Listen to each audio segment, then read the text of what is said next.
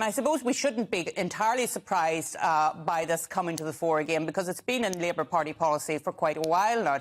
What's your reaction to VAT being put on private school fees? Well, afternoon, Arlene. No, it's not new, and of course it has been talked about in Conservative circles over the past 5 or 6 years. So no, it's not a new policy, and I'm afraid my real feeling, my gut feeling here, is that this is political posturing. It's nothing at all to do with raising school standards. The issue of school fees, putting income tax on, or tax or VAT rather, on school fees, I think it does sound very attractive to the electorate. It is attacking privilege. And if you look at what Michael Gove said on the subject back in 2017, he said that it's unfair that parents can buy privilege, can buy advantage for their kids, but then to give them a tax break on top seems to just add insult to injury. So I think it is a very powerful argument. And I'm not necessarily being counterintuitive here and disagreeing with it. I think there is a lot of merit in the argument. But what I am trying to argue is that there are some hidden drawbacks, some unintended consequences that could hit the wrong people. And I also think that Starmer and Labour has tried to make out that this is going to be a great nest egg for the state sector. And in reality, the figures don't add up to that. So, I mean, that's very interesting in terms of the nest egg, because we've seen this before where they say a tax is going to bring in an enormous amount of money, and actually it doesn't bring in anywhere near the amount of money that needs to be there. I mean, I can understand why this is very popular, particularly with Labour voters.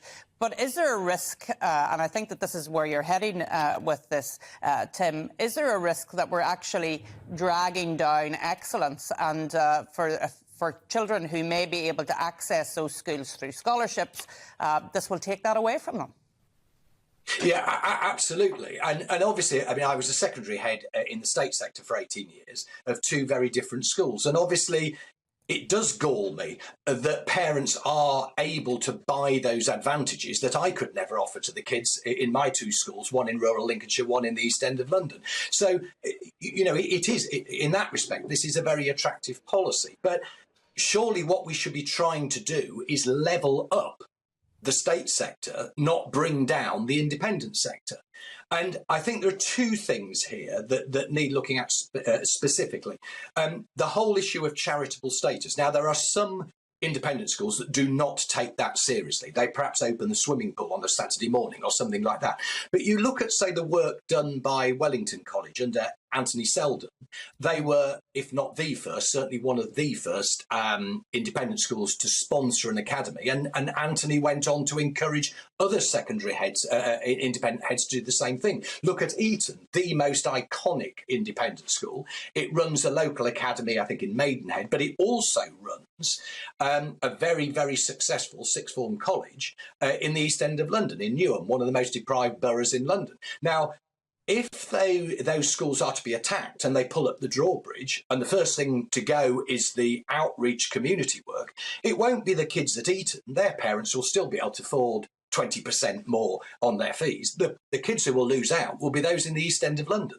And that's what I mean by unintended consequences. And I don't think that has been thought through. In terms of the money, there's been no dispassionate research done on this, but the figure that's bandied about is that the 20% could raise about 1.5 billion. Now, that is not an inconsequential amount of money, I give you that.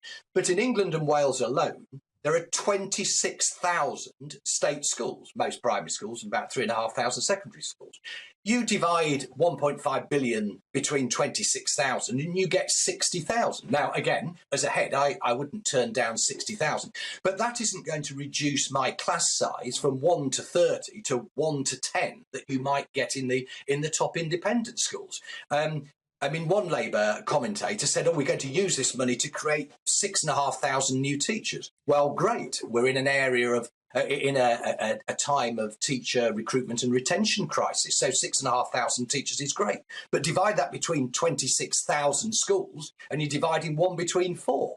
So this is not the panacea that it's being made out to be.